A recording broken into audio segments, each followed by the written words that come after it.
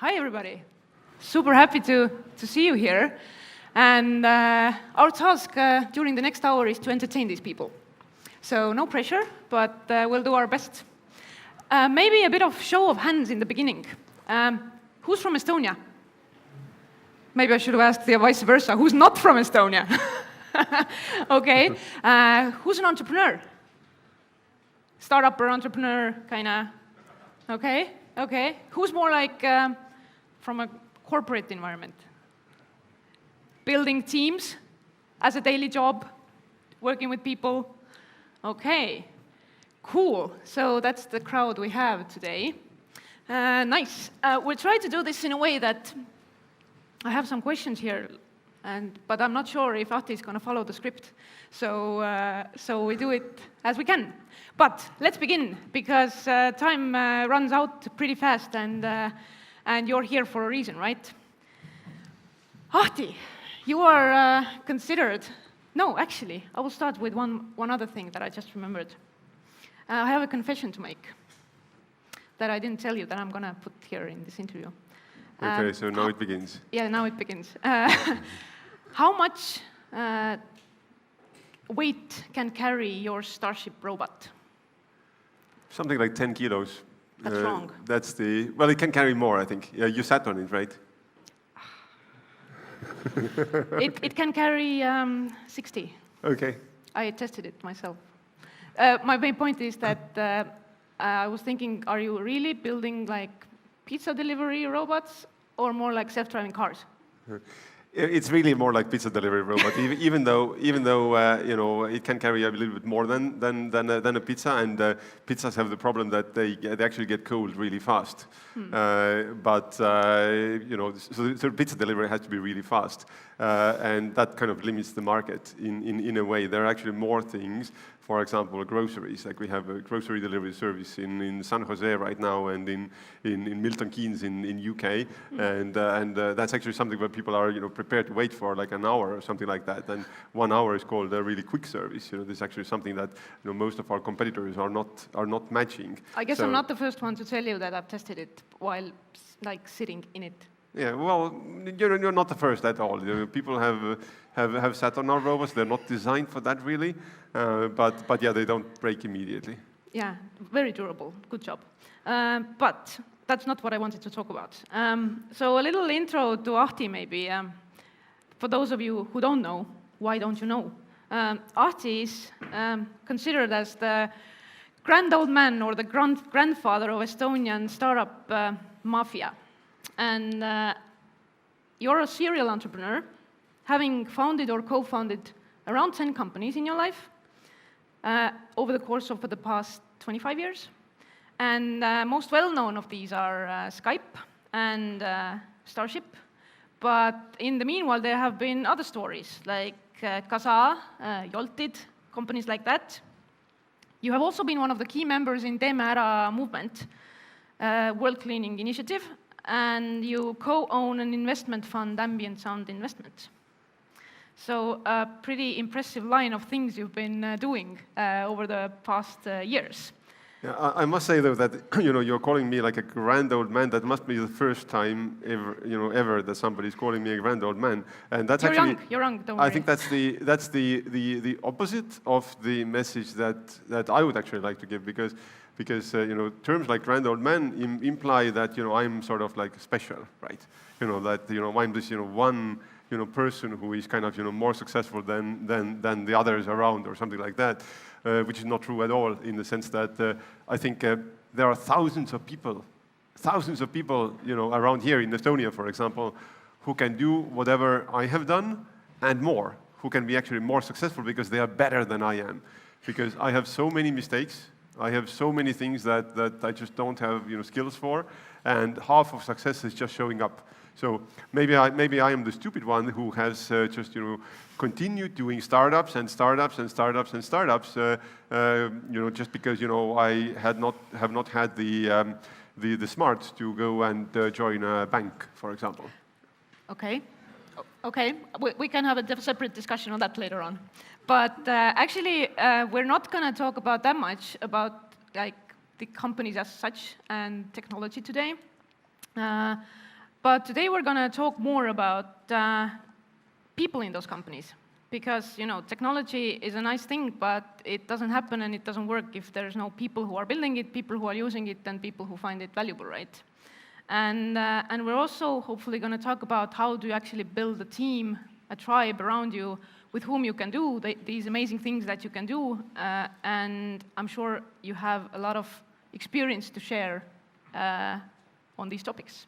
So let's kick it off with the first real question that was in my script.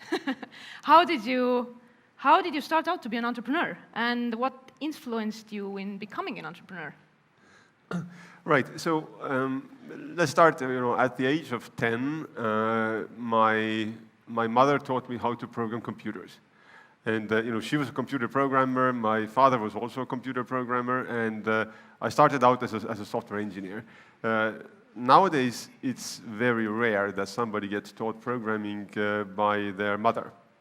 And that's very unfortunate, and I was fortunate enough to have that, and I hope that happens more in the future. So I had these software development skills, and as a software developer, I guess you're kind of in terms of like career, it's an easy career, right? I mean, everybody wants you. You have a choice of which company to join, and you can do things that you are drawn to. You do not necessarily have to work for a paycheck in a sense. And I was drawn to as all teenage boys, I was drawn to computer games. So we started developing computer games for a profession with some of my classmates in high school, and so this was a team that we called the Blue Moon Interactive, and as software developers, it had me, Jaan Tallinn, Priit Kasesalu, and later other people joined as well, and so we had tons of fun. We had lots of fun, developing computer games, and then in the end of 90s. In the end of 90s, we realized that computer games industry is kind of consolidating. It's a small team of a team of 7 that we had. 3 developers and 3 graphics artists and 1 sound designer. That just isn't going to cut in the world where games are made by teams of hundreds of people, and so we switched over to the internet-related things and startups. At that time, the startups sort of rose to prominence, and we met up with a gentleman called Niklas Zenström and Janus Vries, and I think we made a kind of explosive team that we fit and clicked very well together. And then Toivo Annus, who was also a classmate of me and Jaan Tallinn, was also in the team, and we did several startups in a row with essentially the same team. And I think one of the key factors there is certainly how well the team fits together, because I think conflicts in founding team are really bad. They're really destructive for the company. Of course, you cannot really have a team without any conflicts at all, and some of the conflicts are healthy, and some of the tension is healthy. But I think if your co-founders do not respect each other, then it's not a great sign of success. And I think I had this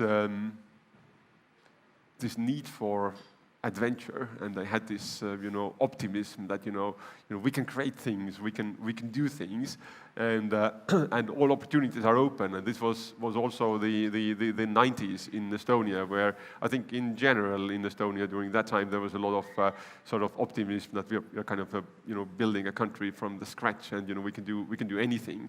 And in some of these situations, it's like the glass is either half full or half empty, and it is exactly what you believe it is. If you believe that it's everything is possible and you can do things, then you actually can. And if you don't think so, if you think so that really the big companies have solved all the problems in the world, and there's no problem, no point in going up against them, competing with them and so forth, and everybody else can be better than we can and so forth. If you believe that, you will actually probably not succeed, because you do not have the self-confidence that is actually necessary in building a startup. So I'm not sure if I really answered your question, but you answered several of my questions. Okay. Which is great. really good. Which is really good that we can go to the real stuff, because this is just an intro. So you mentioned the guys you built the things with, several things with Jan Tallinn and Niklas Enström, and you mentioned that you clicked really well. Why did you click? Like, what was there that clicked with these guys? It's hard to say, but we definitely had a sort of a complementary skills. Me and Jan were more of an software architect type of people. We were kind of designing kind of a bigger software system, but also coding a lot of them ourselves as well. And then Preet was more of a very talented hacker, very quickly implementing a lot of things in software. And then Toivo Annus was a really good engineering manager, so not writing code himself, but unlike, I think, the rest of us, somebody who actually knew how to organize teams, or somebody who had actually read some books about these things, for example, and knew how to do these things in practice. And then Janus, who is a brilliant product visionary entrepreneur, and Niklas, who was a very sort of driven and persistent CEO in all of these things, and the team worked well, and we had also of course tensions in the team, but we always believed that we're stronger as a unit, we are stronger together, and we managed to work together for a long time through many startups. And this working through with the same team in many startups, that's something that has value, because in the first thing you do, you just you learn how to work together, and in the next products you are building, or next companies you are building, everything just falls together naturally, because you know which roles you are going to assume. You're not going to have the same arguments again. So what's my responsibility? What's your responsibility? It's all kind of fits together. And I really value very much this. Let's say I wouldn't use the word harmony, but the sense of common direction in the founding team. If that's lacking, it can really destroy things. And we managed to stick together for quite some time, and have some success as well. Given that you have founded several startups together, some of them have possibly failed in the meanwhile, right? Absolutely. But with the same team. Yes, also with the same team. Like, for example, Jolted. But you still keep on going with same people. Yeah, to some extent. Of course, people also over time. This has happened over a long time. Like, Jan and Preet and Toivo were my classmates in high school. I mean, that was a long time ago, really. And now I'm a grand old man, which means I'm no longer 25. That sticks.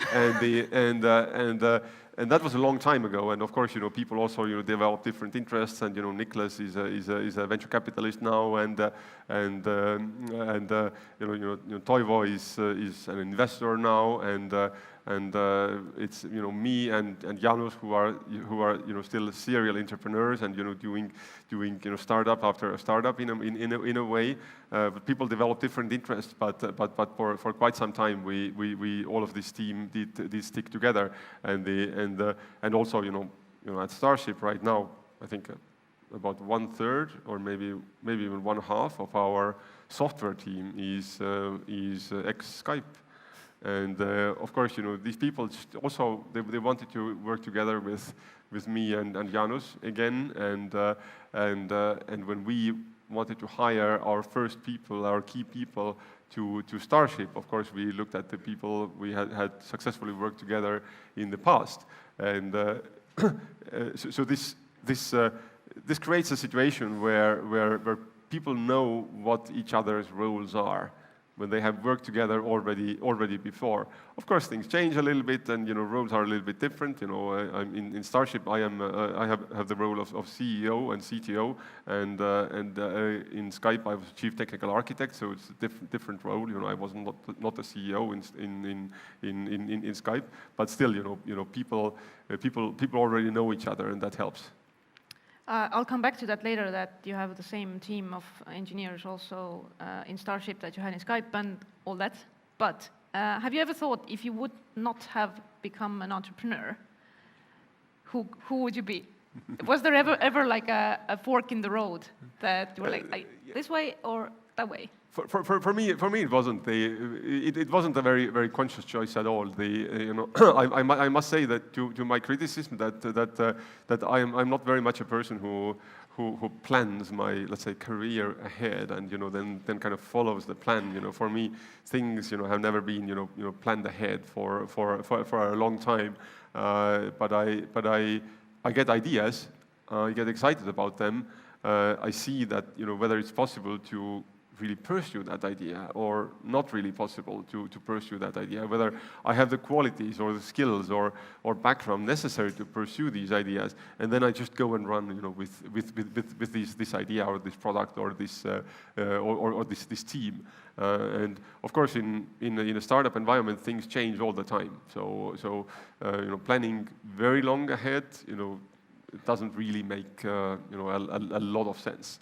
And I think also it was good that Liis, you asked people to show with their hands how many are from let's say a corporate environment and how many from kind of a startup environment, because I really do believe that the people or the mindset that is prevalent in really mature teams is very different from the mindset that is prevalent in kind of an early teams that are just finding their business model and just building things from ground up. I just realized that I have been part of quite a few different teams, and in high school I actually, as a kind of a side thing, I was studying in high school, but I also had a night job.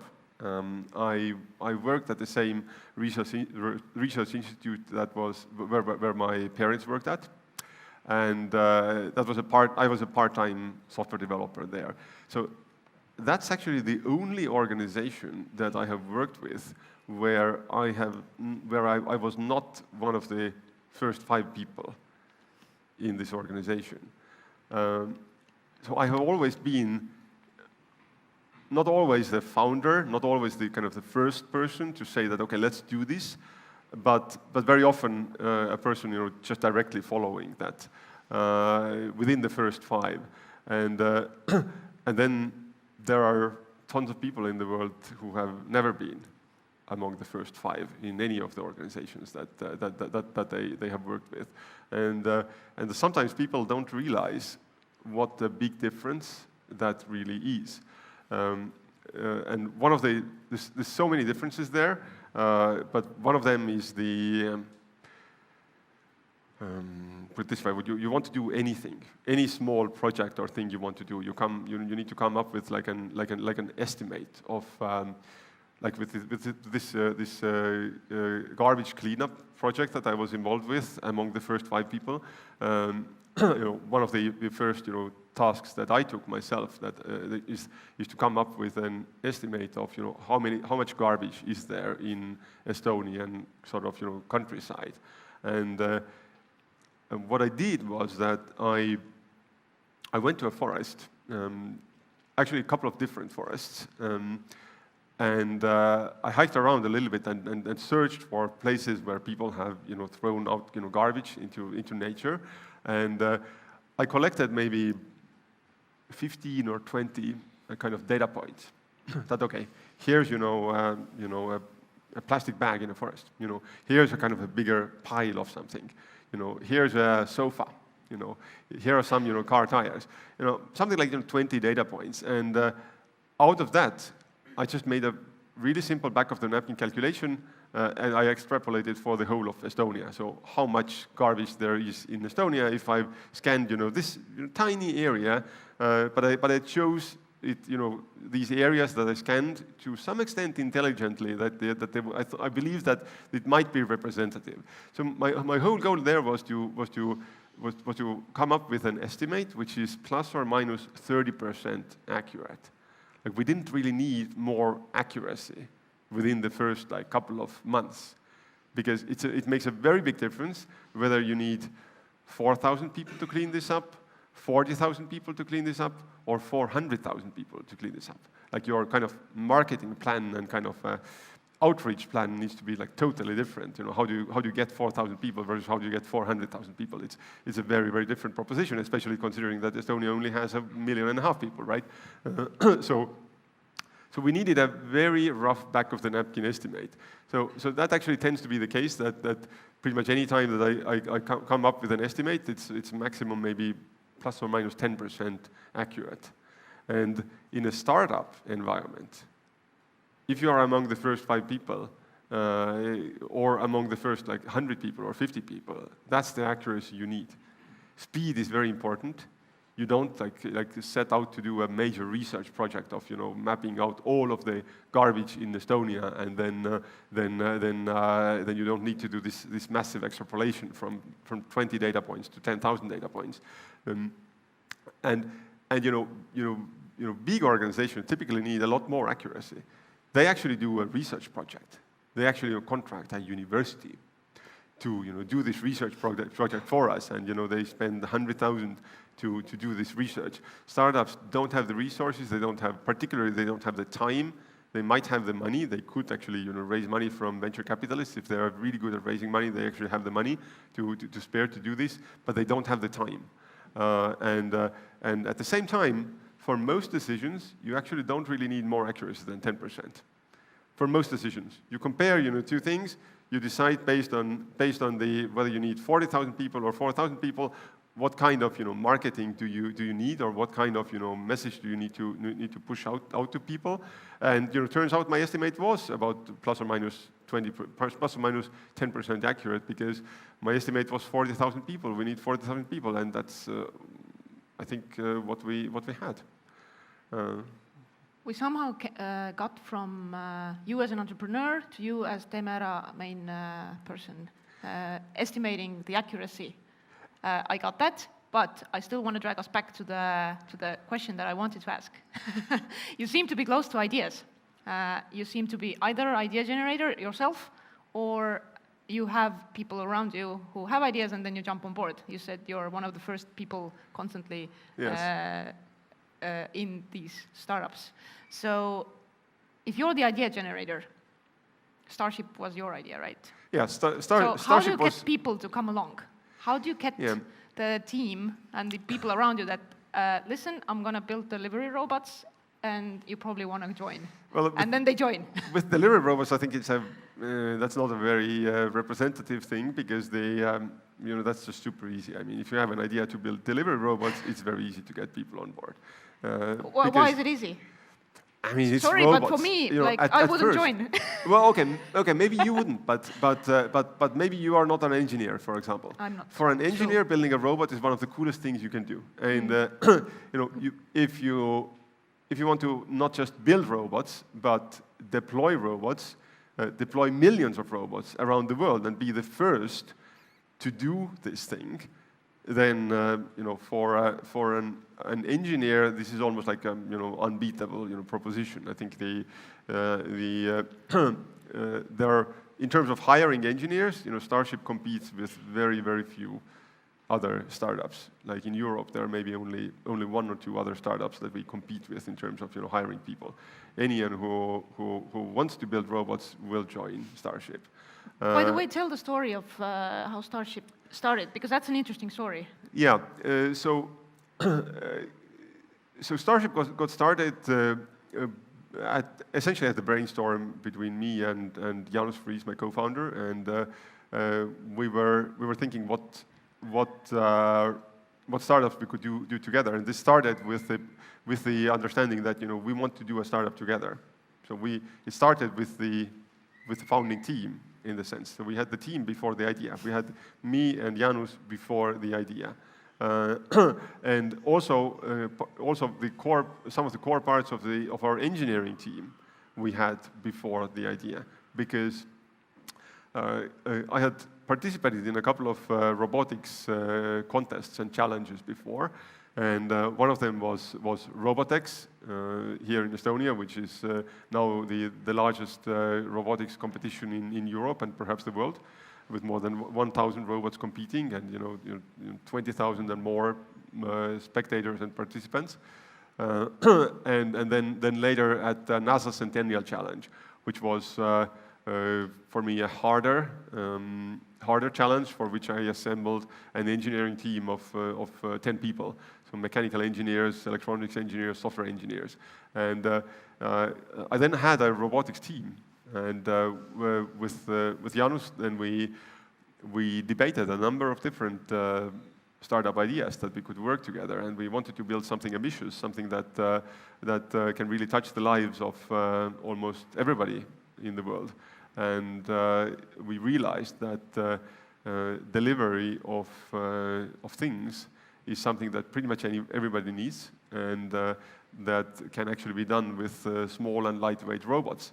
And people always, assume that, in the future, kind of, in science fiction, delivery will be robotic. Like, if you look at the science fiction films, like Minority Report and so forth, you won't find delivery guys.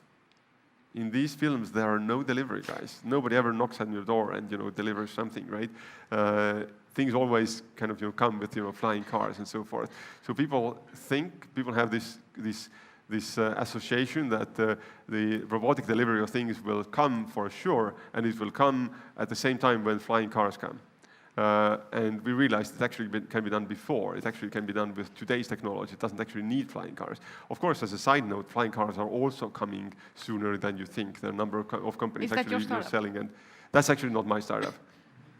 So that's how we got to Starship and founding Starship. Okay, you mentioned before that it's extremely hard to get the engineers you need into the type of company Starship is, because it's a certain skill of engineering, right? It's a certain skill of engineering, but on the other hand, like in terms of motivation, it's very easy. Like that was my next question. Like, how do you get people, engineers, but also besides engineers, you need a lot of other people, normal people. You need definitely. Like me, like business people, marketing people, all these kind of people. Yeah. So what do you say to them when you try to get them on board? As an entrepreneur, you need to sell your idea and your startup to prospective employees. So the prospective employees are the first people who you need to sell to. You also later need to sell to your customers and to investors, but you also need to sell to your employees. And it's first thing, I'm a technical founder, right? So I have an engineering background, and for a lot of engineers, I think a lot of engineers do not realize that convincing other people about your idea is a special skill that you might have or might not have, and that you can develop. And you need certain types of communication skills, and I think I can't really give you like let's say top 3 tips of how to do this, but I think it all starts with realization that it's actually a skill how to formulate your ideas to a smart listener, how to convince other people. There are actually a lot of professions where convincing other people is critical. And that is if you are a politician, if you are a shaman, if you're a healer, convincing is your main skill, pretty much. And there are also tons of other professions, but there's a difference. That's not the same communication skill that an entrepreneur needs, because a politician and a shaman needs to convince the general population. The startup entrepreneur needs to convince investors, employees, and customers who are paying with real big money. And these people are much more critical than your general population. We all see how this works in politics. You know, you wear nice clothes, you have a nice smile, and you have a kind of a confidence presentation, and you kind of win the hearts of many people. That doesn't work. Doesn't work, at least, so much at all if you are an entrepreneur, because your audience is actually critical. Your audience actually knows about this field, sometimes more than you do, especially if you're talking to an investor. You need to understand what are the arguments that you can bring forward about your idea that really show, why will you succeed. And it's not just about, showing up and telling that I will succeed. No one will believe you, or well, some people will, but still, the good people will not believe you just because of that. And I'm an advisor at Karma, the VC fund in Estonia, and I actually, when I have people pitching me for investment, then I actually often give them feedback about their pitch. I try to find ways how they can actually improve their pitch. So you are pitching to me, and in the midway of the pitch, I'm actually saying, no, but there's actually a better argument that you can make. You can actually say, this and this and this thing. You should actually have this as your first slide, or second slide, or third slide, or something like that. So, people do not always understand what is the best argument they can put forward to sell their idea. And it's a special skill that you kind of need to develop as an entrepreneur. And unfortunately, there is no hard and fast rules how to develop that skill. But the first thing is to realize that there is actually a skill that you need to develop. And I come from technical background, and most engineers, I think, are not very good at that skill, but I seem to be better than an average engineer about this. And when I first hired the first people for Starship, then I was mostly hiring people that I already knew, and so I already knew that I want to get those people. So we met up for kind of an interview. So it was like an interview, right? I'm interviewing them about this job. In reality, they maybe thought it's an interview, but I knew that I just need to sell my startup to them. I already know that I want to get these people. So instead of the typical job interview questions and flow, I spent 50 minutes talking about our startup and what we are doing, and how we are building these delivery robots, and how this delivery works, and how there will be probably millions of these people, and challenge me, find this one thing there, why this will not work. And they came up with, oh, it doesn't work for this reason, or it wouldn't work for this reason. I had answer for all of these things. No, you're wrong. Actually, it will work. We can solve this way. We can solve that that way. There's a cool story, by the way. Sorry for interrupting you. About you convincing people to join your team. I did some comp round you, and one of the former employees of Skype said that. She came to meet a friend in now Starship, and she saw you, and then you started chatting and talking, and you showed her the robot and talked a lot about the robotics and how cool it is, the same way you talk about it now, very passionately. And you went on, and she was like, okay, I have to go to lunch, and time is ticking, and super cool robots, but I gotta go. And then later on, she realized, or she got the information that you tried to hire her, but she never got the message.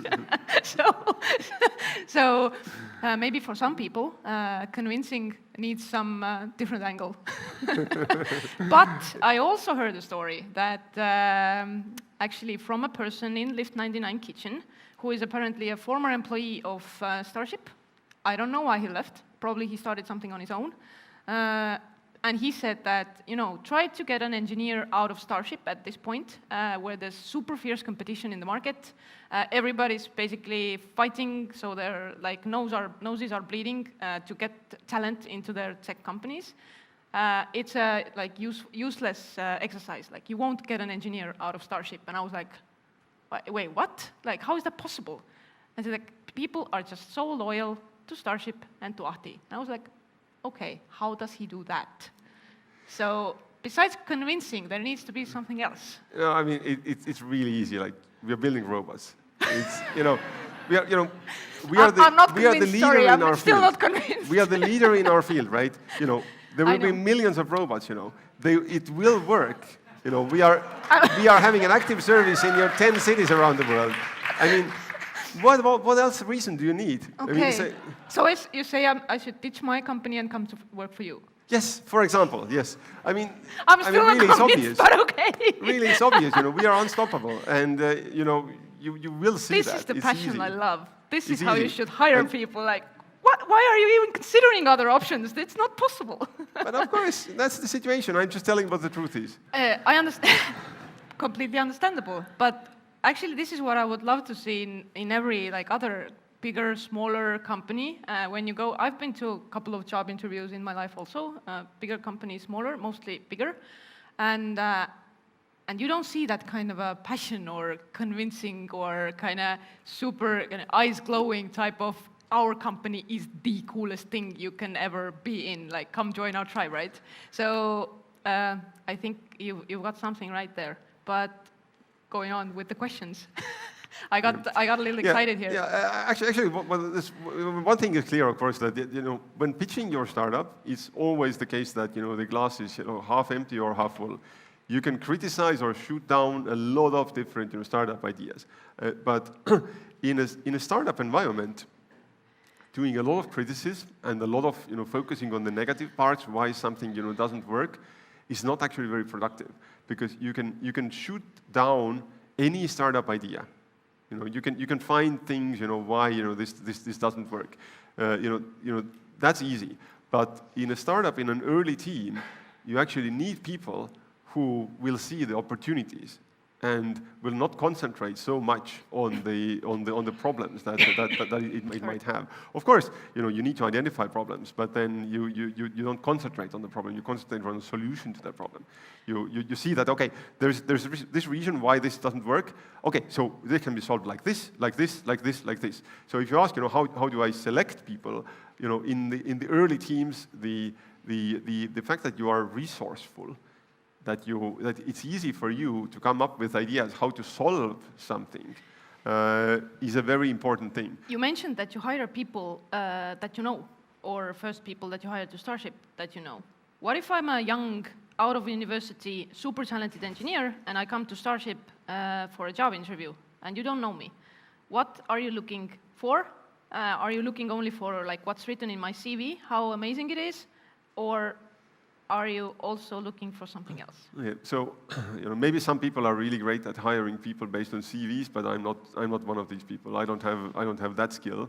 So what I look for is first some sort of a cultural fit that you kind of I like the way you think. I need to see your thinking. How do you think about this prospective job or this market or your job or what you have done before? And I recently hired somebody that I did not know, an engineer who was I think relatively inexperienced as Starship engineers go. And had not a very sort of impressive CV per se, but we sat down and we talked about how our robots work and what he did in his previous workplace and why he did it this way, why he didn't do it some other way, and he was able to explain what he did, why he did it that way, and it seemed to make sense. Like this was a person who understands why these choices were made. You know, he was making some of those choices himself. It wasn't like the boss told him, you know, what to do. And when I presented him with some of the problems we had in our robot development or some of the issues or choices, he was able to very quickly grasp this and suggest, you know, some solutions or things like that. And I think over the course of, I think we spent like several hours together. Over the course of that time, I think he didn't say even a single time anything, you know, for which you know I would think that okay, that wasn't very smart, or you know, why did he actually you know make that conclusion? So it all made sense, and we hired him, and he's great. He's fantastic. So giving people the chance by just understanding how their mind works. Yeah, is absolutely. Kind of your approach to that. Time is running super fast, and there are definitely a couple of questions that I don't want to skip. So I'm going to jump a bit ahead, and go to a topic that a lot of people and startups and CEOs, leaders, companies don't really want to discuss these days. But it's pretty close to my heart because I've been there, and the topic is burnout. And you have built several companies, successful companies, or been part of successful companies, high-achieving people and teams, getting amazing results along the way. How do you prevent, or how do you keep or make an environment and keep an environment where people thrive and they have like this positive pressure, but at the same time, they don't break in the process? So like, move fast and break things is one of the popular things to say in the startup world. I think it's pretty like horrible to say if you're going to break yourself in the process. So it's not sustainable. Yeah. What have you seen? How does this work for you? And have you done anything in your companies to prevent this? Yeah, you shouldn't break yourself. That's a very, very important thing, because if you break yourself, you just, you know, you can't, whatever you do, you know, will essentially fail. And that's very important. That's essentially, I think, the number one thing. The number two is I think, sort of unity within the founding team. But number one, you know, don't break yourself. So understanding your own kind of body and you know where your limits are is important. I don't know how to kind of, you know, teach people to do that, but you know, just you know, let me tell you a story. You know, in Starship we once had a situation where where in one of the teams, you know, a person was really distressed or really you know, not happy about the situation, you know, at all, and it was like, you know, Ahti, you know, is it really that, you know, we need to achieve, you know, this goal, you know, by the end of the month, and you know, if we don't do that, then we lose this customer, or then we lose this investment, or whatever thing. It's really hard. I can't make it by the end of. I can really push myself to deliver this result, you know, by the end of the month, but it's. But I'm dying. It's really hard, and my reply was that I really need you actually next month as well. Like you know, whatever you do, you know, make sure that you are also here the next month and the next quarter. So definitely, you know, there needs to be a pressure and tension. You know, it's not a, you know, startups are about speed. You need to develop fast. You need to be fast and always, you know, keep on the pressure, you know, on yourself and so forth. And always need to, you know, see the next opportunities, what to do, not just, you know, take a vacation for some time and so forth. But don't break yourself in the process, because, you know, the company needs you also the next month. That's actually more important than the whatever, you know, target, you know, was set to achieve, you know, by the end of the month, for example. Have you learned this the hard way? You have a track record behind you, like, you know, you have built companies, you know what it means, you know what kind of work it takes It's not easy. But what do you say to people who are like doing their first company today, their first startup, and you're so excited about your new cool team, about your new cool product, clients, if lucky, keep coming in, requests keep coming in, pace is super fast.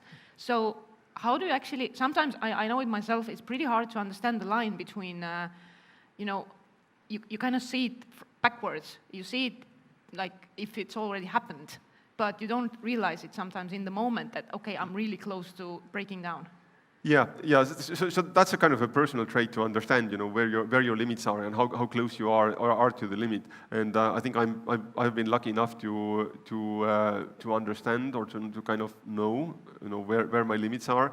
So building startups is hard, and it's especially hard if you are in the founding team, or if you are a co-founder, or you are the CEO.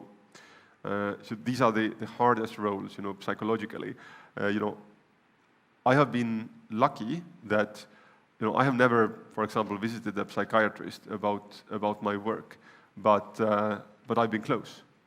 Or it's really hard. It is really hard, and that's also why the unity within the founding team is really important. That people can support each other,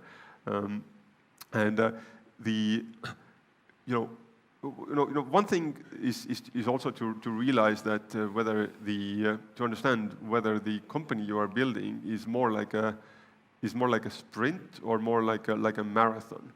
Like when founding Starship, we realized at first that first there is actually some heavy engineering to be done before we have even like a product that we can demonstrate to people. We realized that these delivery robots, of course, yes, people perhaps believe it, if they see it on the paper, but they won't really believe it, before they actually see it. And we need to build it before we can actually demonstrate it to them. So it needed first several years of heavy engineering to build something that nobody had built before. So we realized that's a marathon. 4 years that we have built. We founded Starship 4 years ago, and it has taken 4 years to build the engineering of the robots that we operate, and so we realized that anyone we hire needs to last the 4 years at least. Not that they burn out after a month or so. So that also goes then into setting goals, setting the pace, and so forth. So when you run a marathon, you don't run slow. If you run really slow and really leisurely pace, you just lose. That's not the point of running a marathon. If you are competing in a marketplace, you need to run at just the right speed. Just the right speed that you can last for 42 kilometers. How do you know the right speed? That's unfortunately something where I don't think I can give you really hard and fast rules, but I think the first important thing is to understand that there's a difference. Mm-hmm. There's a difference between building a startup where you can build your prototype of your product in 2 months, and then go and demonstrate that to customers, and then you have an MVP, and then the customers will start paying you, and so forth, and you can do that all in kind of 6 months. Then you can actually set your employees a goal that, okay, we need to make this in like 6 months or so, or else there is no company. So you say there needs to be like a common awareness of are we in it for next 1 to 5, or going to Mars years. Absolutely, right? and that's important, because if you are running a marathon but you think you are running a sprint, then you will actually burn out in a because there's a in clash a month's between time. your beliefs and what's actually happening, right? Yeah, and a couple of other things about motivation is that startups really need the optimism inside the company. Like there's so many reasons why this would not work, and of course those reasons need to be highlighted. Problems need to be highlighted, but then solutions need to be concentrated on. Look, I don't believe in concentrating on the negative and concentrating on giving negative feedback to people. in particular in startups, where you usually want to in startups you want to encourage people to try out things and fail fast and so forth. If you encourage people to fail fast and try out things and experiment with things, and at the same time you heavily criticize them when they fail, that's not going to work. So in Starship, I don't concentrate on giving negative feedback to people.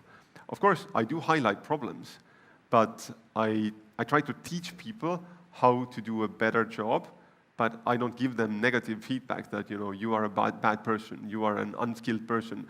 I could hire, 10 other people who are just as good as you or better than you. You better get your act together, and deliver this result by the end of the month. I really like that you brought up this topic because the question here is that, for example, Google has a really kind of famous postmortem culture, blameless postmortem culture, and they have a strict process of how they manage their failures. Meaning that they try to understand what actually was the issue and not find the one who is responsible. Of course, also who is responsible, but not blame the person, right? So, do you have in your companies that you have had or in Starship a structured process for that? How do you actually give? Because engineering and all the robotics building, it's probably full of constant, mistakes and learnings. So, how do you approach that, or is it kind of given with the company culture when people get hired? We are too small, I think, to have a systematic process for that, because different things are appropriate for different phases of life in the company. Like when you start out, you need to have your estimates 30% accurate, if you have a process for anything, you are just probably doing the wrong thing in the very beginning. If you have a process for almost like anything, things need to happen, very quickly and very much, by the air, and you need to be very flexible all the time.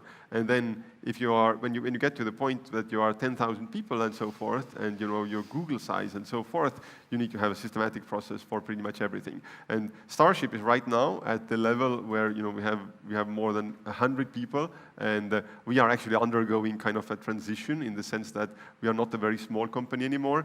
We actually need processes, and we are actually more people are joining also into Starship that come from backgrounds who have not been the first 5 people in each of the companies they have worked at, and they are actually better at instituting these processes than I am, because I have usually worked in the teams where I've been within the first What first kind 5. of leader do you consider yourself to be? A bad one. What do you mean bad one? Why bad one? There's so many things. Who is a good leader then? How do you characterize? There's so many things that I cannot do, and there's so many different ways, how to kind of manage companies, and I think I'm, there's a saying, that a lot of the fast-growing startups, they are really badly run, but it doesn't matter, because the product decisions that they are making are so good that it makes up for it. Oh. In the early teams, essentially management quality doesn't really matter so much. When the company grows, it starts to matter more and more. And systematic knowledge and understanding of how to manage people starts to become more important. And I am probably not actually very good at that. That's not my background, that's just the way it is. And in Starship, we have hired different people in different roles, so to complement me in the skills that I do not have. And that's the way how it works in Starship. And in general, when we talk about people's motivation, and they need to feel good about their work. And one of the best I think the best compliments that I have had is that a friend of mine just came to visit me at Starship office, and she just came to drop something off to me, or she wanted to blend something or something like that, and she spent maybe a couple of minutes in our office, and then left. And then later that day, she called and she says that, could there be some role for me in Starship? Because in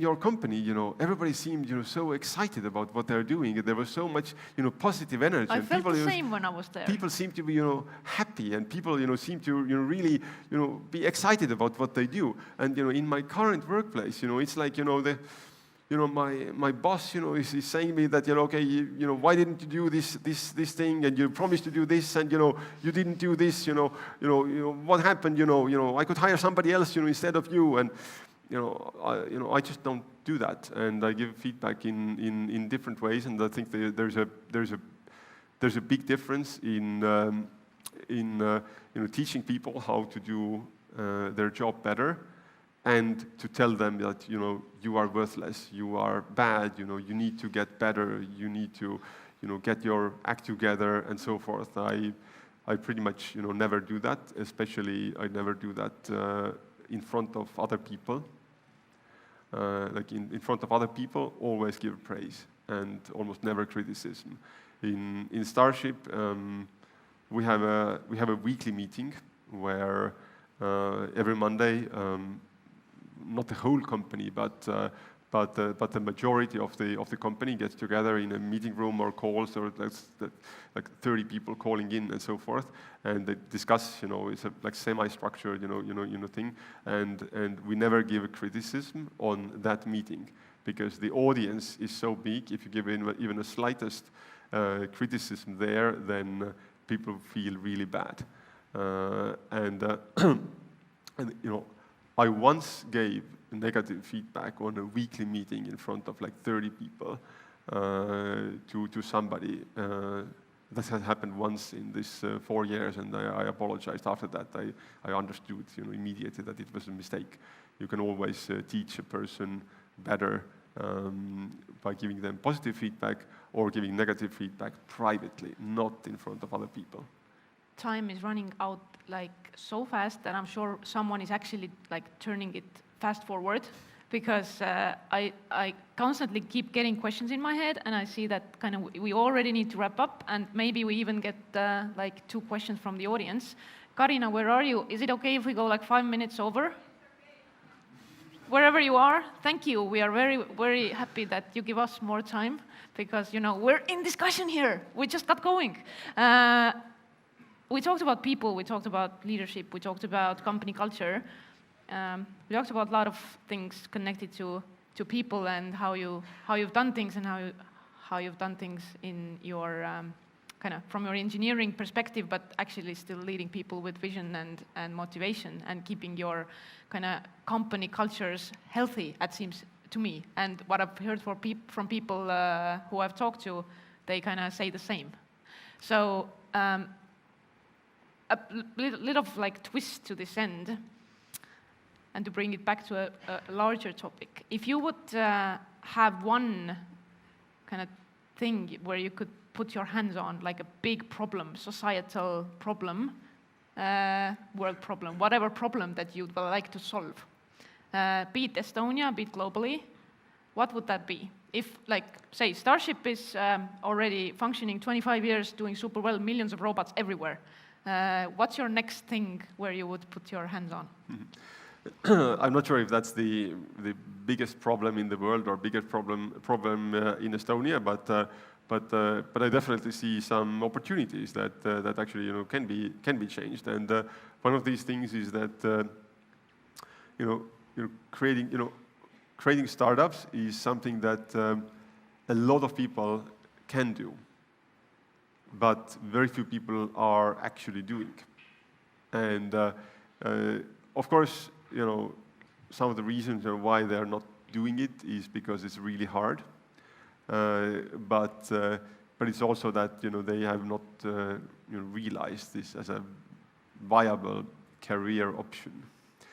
And that's what I think in this region in Estonia, Skype changed quite a lot, because Skype was one of the greatest European startup success stories, and Estonia didn't have that before, and of course it's another question whether Skype equals Estonia, or whether it equals UK, or whether it equals US or Luxembourg. Everybody has a piece of that, but Skype definitely inspired a lot of people to do startups in Estonia, and I certainly hope that what I'm doing right now also inspires a lot of people, because there's nothing so special about people like me. There's tons of people, thousands of people who can do the same or better, but are not doing that because they have not realized, or they have not thought that this is actually a viable thing that they can do. It does take some optimism. It does take some resourcefulness. You definitely need to be good at least something, professionally. You need to be either a good marketer, or a good software developer, or a good hardware developer, or a good storyteller, or a good manager. Convincer. Or idea seller. A good idea seller to smart people. Not to anyone, but to smart people. If you're good at selling ideas to smart people, that's a fantastic skill to have as a startup entrepreneur. Okay. I still didn't quite get how you would solve that issue, that we need to get more startuppers. As I said, I'm not so good. I don't really have a solution right now, but I do think that a lot more people can create successful startups than people that are actually doing it. Okay, just encouraging people to be entrepreneurs, get out of your corporate careers and be an entrepreneur. I vote for that, yes. We definitely need to wrap up. Let's take 2 questions from the audience. I saw a first hand there. Can you please stand up? Yes, you, with the glasses. And I don't know if we have a mic or something somewhere, or you can just shout really loud. Yeah, sure. Well, my name is Christian. Nice to meet you. Hi, Christian. And Ahti mentioned that you give positive feedback to your people, right? So what you did well and maybe critical and private. But how is it with yourself? You screw up, you praise it. How do you do it with yourself? How do you give yourself feedback? Are you very self-critical, is that question, right? Thank you for the question. No, yeah. I think I'm not very self-critical, because I think we all do make mistakes, and I understand that nobody's perfect. Like show me a perfect person. There's so many faults about myself. There's so many things that I cannot do, and so forth. Of course, I make mistakes, but I look forward. I look how can you do better next time, and how do I focus onto the task at hand, something that I can actually improve.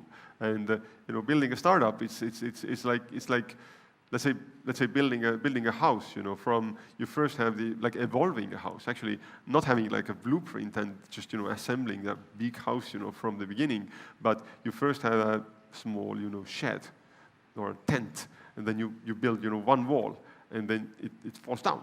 You build another one from a different material or different technique, and then that stays for longer, and then you build kind of a roof, and then you demolish that, build a bigger roof.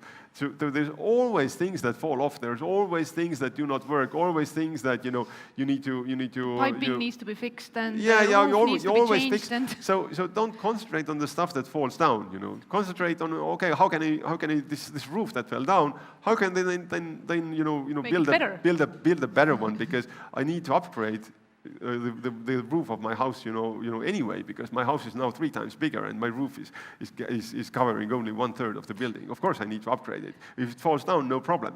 That's I need to build it anyway. I hope he answered your question. That hand was first, so we're gonna take that one, please. Yes, you in white. Hi, I'm Liis. My question is about youngsters, for high school students especially. For example, today I brought 4 high school students with me who are doing the firma. But my question is, my purpose was to expose them to this kind of environment, startup. But my question is a bit wider. What in general would you recommend to people in primary or in high school before they are doing their first business?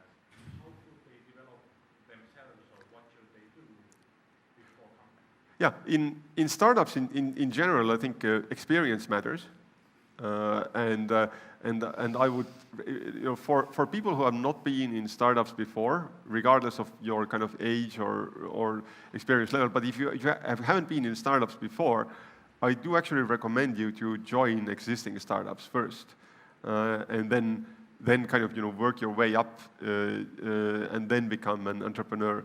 It's also a lot easier to sell your idea or your startup or yourself to employees and investors and so forth if you have actually something to show that you have been part of another startup and you kind of know what you're doing, because doing startups is a lot different than being in high school. And doing startups is also a lot different than being in a big company environment. So it takes a lot of learning, and I do recommend to actually do it step by step. Join an existing startup, then kind of what's the startup environment is like. And I don't think it's actually a very good idea to found a startup as a kind of the first thing you do in your professional life. Of course, some people are doing that, but some people are very successful at that, but I think it's in general better to work up. Oh my God, so many hands, what to do. I'll tell you what to do. There's actually a mingling part happening after this in the Technopole area, was it? And right here outside the door. Ahti is probably going to stay for a couple of more minutes with us here, and you can ask questions directly from him, because I know I also have like a list of questions here I would like to ask, but we're going to stay here until midnight, and we don't want that, right? Are we going to be on the stage here until midnight, and they are asking questions? We could, right? Yeah, I don't know. How do you feel? Should we kind of continue with this? Actually, we could wrap up probably. So. I don't know, Ahti. I heard so many things that I couldn't Google, meaning when I Googled you, I tried to kind of understand what kind of person are you and what has been out there before, so we would actually talk about something that isn't out there, that you can't Google. And I think we accomplished our mission, and thank you for sharing your personal experiences in building building startups, getting people to join your teams and your amazing ideas.